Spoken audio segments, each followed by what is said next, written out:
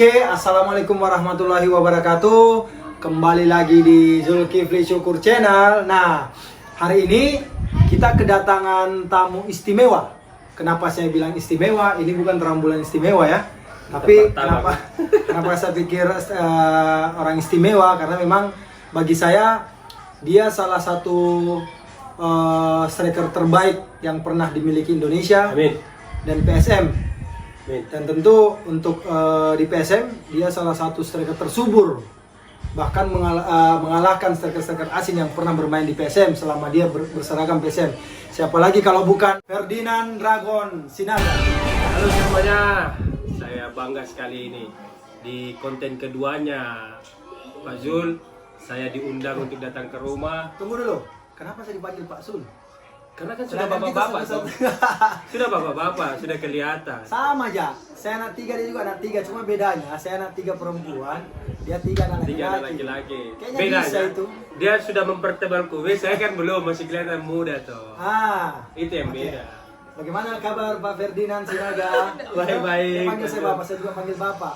Baik, Oh ya, ngomong-ngomong, ini kan selama COVID ini, saya lihat juga Pak Ferdinand selama ini kan belum pernah tumbuh jenggot. Oh sekarang sudah pelihara jenggot juga kan?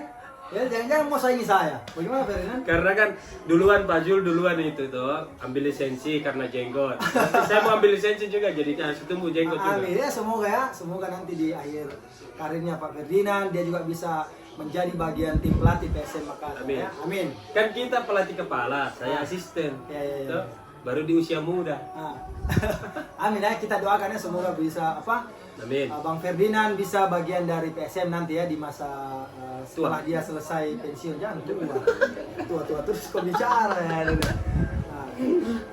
Oke, ya kita mulai. Saya mau bertanya nih sama Ferdinand karena memang awal masuk Ferdinand di PSM ini saya kurang tahu ya. Tiba-tiba saja dia ada di PSM. Yang saya tahu Ferdinand dulu itu mengawali karir dari Persiwa Wamena, ya bagaimana enggak? Ya di Liga satunya masuk di Persiwa.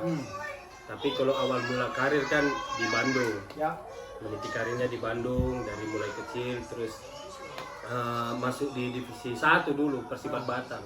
Persibat Batang baru ke Persikap baru ke Pelita Jaya baru ke Magelang, dari Magelang baru ke Wamena. Itu almarhum yang ngajak. Siapa? Ke Wamena, Coach Suwarno. Oh Suwarno, ya. Once. Kebetulan saya juga pernah dilatih dia dengan beliau karena di tangan beliau saya juga bisa terpanggil pada saat itu di usia 23 Asian Games, Timnas U23. Nah, ternyata Pak Ferdinand ini saya pikir Pak Ferdinand karena dia juga panggil saya Pak Sul. Saya pikir dia itu mengawali karir Persiwa Wamena, ternyata setelah dia cerita, ternyata di sebelum Persiwa Wamena itu banyak tim yang dia sudah bela.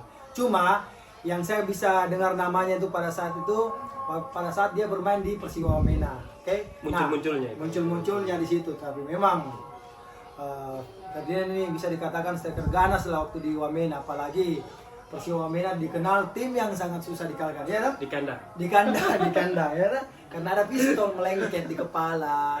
Tidak. Di sana kan karena banyak tim yang ke Wamena. Ndak baku cocok sama cuaca tuh, karena kan di Wamena dingin, jadi setiap tim yang datang ke sana harus butuh oksigen lebih.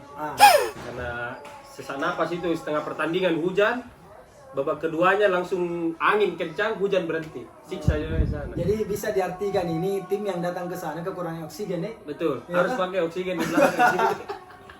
Nah, sekarang kita ini pertanyaan berikutnya, saya mau nanya nih Ferdinand. Awal mulanya kenapa dia bisa masuk PSM? Karena saya juga kaget. Ini siapa sih Ferdinand Sinaga yang tiba-tiba ada di PSM? Yang saya tahu dulu saya pernah melihat Ferdinand itu di Borneo ya, Persisam Samarinda ya pada waktu itu namanya. Itu gimana awal mulanya kau masuk PSM? Saya inisiatif datang ke Karabosi, pergi untuk ikut latihan. Waktu itu PSM persiapan untuk Piala Presiden, Ya. Coach Asagap itu. Betul ya. Yang kita ketemu itu di Bali ya? Ya di Bali ya? Salah. Saya salah lagi. Salah. Di Piala Presiden. Iya toh? Iya, coba. Yang kita mau lawan di mana itu? Piala Presiden itu. Iya di Bali. Bukan. Di Makassar. Makassar. Di Makassar. Terus. Jadi saya minta izin ke coach, saya bilang, "Coach, boleh izin kah ikut latihan sama-sama buat jaga kondisi?" "Oh, silahkan," dia bilang. Kebetulan pas gitu ada Pak Sumirlan. Pada saat itu manajer dia ya? Iya. Pada saat itu ya? Oh ya tidak apa-apa datang gabung woy. Saya mimpi apa ini bisa didatangi dia bilang. Saya Ferdian senang, saya bilang tidak apa-apa bos. Ikut latihan dulu toh, kalau misalnya bos senang nanti habis latihan kita pergi makan coto toh. Dia bilang begitu. Dia senang. Tapi lama-lama sama pemain-pemain kayak kekeluargaan yang bagus, kuat, di situ juga ada senior Samsul. Dia bilang, "Oh, gabung saya enggak apa-apa." Saya bilang, "Sudahlah, di sini sajalah." Minta izin untuk dipinjamkan dari Sriwijaya ke PSM, diizinkan walaupun berberat hati. Jadi ya saya latihan sini saja. Nah, oke. Nah, untuk yang saya mau tahu apa yang menjadi pertimbangan Ferdinand itu untuk mau gabung ke PSM, terutama kenapa Ferdinand itu mau ikut gabung latihan sama PSM? Keluarga Ya? istri sama anak-anak kan sudah di Makassar itu ahli. Jadi lebih bagus, lebih dekat lah. Ya, jadi, bisa dekat dengan keluarga ya. supaya tidak pulang pergi kan lumayan juga ongkos tiket lumayan ini mahal. Ini sesi curhat ya masalah tiket tuh. Masalahnya dua kali penerbangan ya, Makassar Jakarta ke Palembang.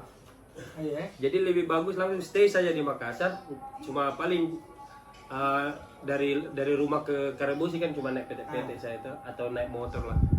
Oke. Oh, jadi dari situ ya awal mulai kau gabung sama PSM ya? Ya. Yang sampai sekarang ya? 2015. Tapi sempat dulu saya pergi dulu.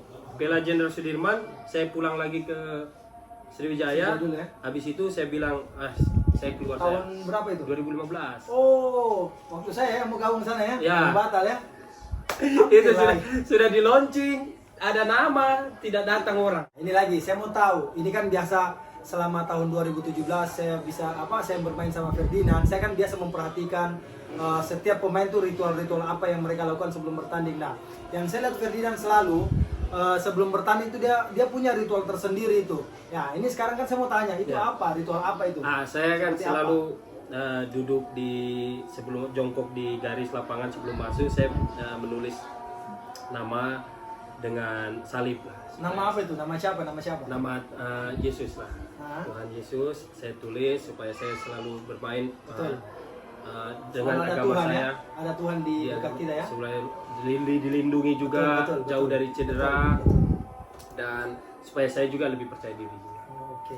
Nah, oke. Ini yang saya mau tanya lagi berikutnya mengenai nama anak ketiga. Ya. Kenapa harus ada Rene Albert ya? Ada Albert apa Robert atau Renalbert. Kenapa harus ada? Apa mungkin istilahnya anak-anak PSM dulu biar poin kan sama pelatih. Biar main inti terus. Oh. Bisa mungkin jelaskan alasanmu kenapa bisa kasih nama anak yang ketiga tuh. Nama itu. Rene Albert. Renalbert. Saya sama istri sudah sepakat kalau lahir istri juga mengidolakan juga karena dia Robert Rene Albert kan dia dipandang di mata istri saya juga bisa mengayomi saya dengan temperamen. Iya. Bisa aja tuh dia bisa membangkitkan motivasi, terus sama-sama, terus dia mempercayakan juga diturun di lapangan dia percaya betul. Jadi membuat saya percaya diri di dalam lapangan. Jadi enak sekali, jadi bersepakat sama istri bilang, sudahlah kita kasih nama sama-sama, istri mengidolakan, saya mengidolakan, kita kasih nama belakang Renalbert. Itu pun minta izin dulu sama coach Robert, dia bilang jangan kasih Robert, saya bilang kalau Ferhat Robert gak enak. Jadi ganti, kita satu hari itu kita cari Renalbert, oke. Coach, saya pakai Renalbert walaupun Robert kurang setuju, dia lebih setuju Robert, tapi saya bilang Renalbert aja coach, karena saya bapaknya. Iya. Nah, karena kan yang selama ini kita tahu rata-rata itu pemain bola, yang saya tahu ya, pemain terutama di Indonesia itu rata-rata pemain bola itu kalau punya anak cowok pasti menamakan anaknya itu pemain bola. Loh, kok ini Ferdinand menamakan anak cowoknya, anak ketiganya ini nama pelatih? Iya kan? Saya pikir ya mau cari poin. Mungkin itu salah satu alasannya ya. Saat ada juga alasannya supaya saya main. Supaya kita bisa dengar ya, supaya dia bisa main. Supaya main terus. Itu mungkin alasan utamanya saya pikir. Nah, ini saya mau tanya pertanyaan terakhir ya. Ya, mungkin semua teman-teman supporter atau saya mungkin ya, semua orang tahu karakter Ferdinand itu di lapangan cukup keras, ya, emosian. Tapi berbanding terbalik dengan dia pada saat di luar lapangan, itu apa sampai bisa Ferdinand itu merubah karakternya? Apa yang apa ya istilahnya penyebab kenapa kamu bisa berbeda karakter pada saat di lapangan dengan di luar lapangan? Apakah faktor keluarga, istri atau apa? Ya. Coba bisa jelaskan. Itu istilahnya Karena kalau Ferdinand, kalau orang sebut Ferdinand pasti orang sudah tahu Ferdinand itu emosian, karakternya keras. Karena mungkin salah satu dia punya darah Batak itu ya. Ya bisa jelaskan ada ya. darah tinggi sedikit. Tapi tidak, saya bikin itu kayak tanda kutip dua kepribadian. Nah. Kepribadian yang keras itu saya simpan di lapangan, kepribadian yang lembut menjadi seorang family man lah, bisa disebut family man di dalam rumah. Supaya kalau di dalam rumah kalau keras kan juga anak-anak juga nanti kelihatannya, kenapa bapak saya begini terlalu keras, nanti anak pun mengikuti di atas, saya juga akan temperamen lah gitu. Jadi saya bikin ini mungkin dua kepribadian yang bagus lah, yang berbeda. Kalau di luar lapangan saya menjadi family man, di dalam lapangan saya harus keras, buas lah, supaya orang juga segan lah. Supaya pemain belakang takut ya. Tapi tidak ada yang takut sampai sekarang. Tidak. Semua orang tahu Ferdinand itu striker tipe striker seperti apa, dan memang di balik temperamen Ferdinand dia mempunyai sisi positif, di mana dia pun memang kita akui bahwa seorang Ferdinand itu punya kualitas sebagai salah satu striker lokal terbaik lah yang pernah dimiliki oleh timnas maupun PSM Makassar.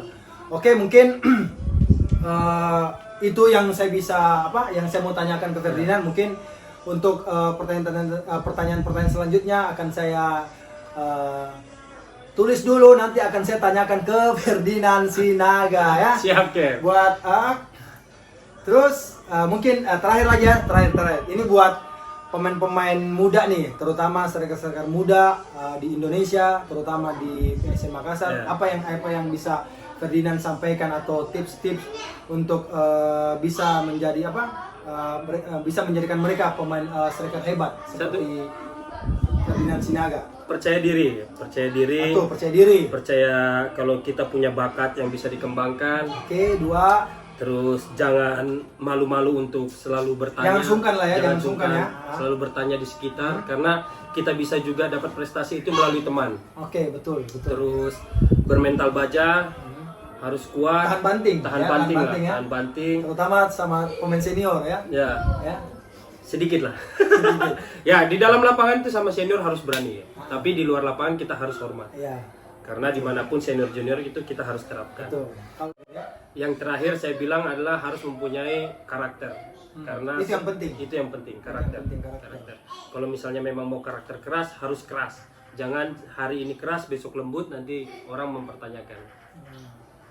Intinya karakter. Oke, bos-bosku, Dan teman-teman. Berdoa, itu yang utama. Itu yang utama, karena tanpa doa kita bisa bukan bikin siapa-siapa. Ya. Oke, mungkin itu dulu buat bos-bosku semuanya ya. Ini mungkin sedikit dari penjelasan perjalanan karir seorang Ferdinand Sinaga. Ya, betul. Dan tentunya motivasi juga buat striker-striker muda yang ada di Indonesia ya. Jadi kita juga harus mencontoh. Jadi yang baik kita ikuti, yang buruk kita buang. Oke? Kita sudahi dulu di Zulkifli Syukur Channel. Dan jangan lupa special edition ada Rano, si penjaga stadion Makassar. Oke? Assalamualaikum warahmatullahi wabarakatuh. Ewako.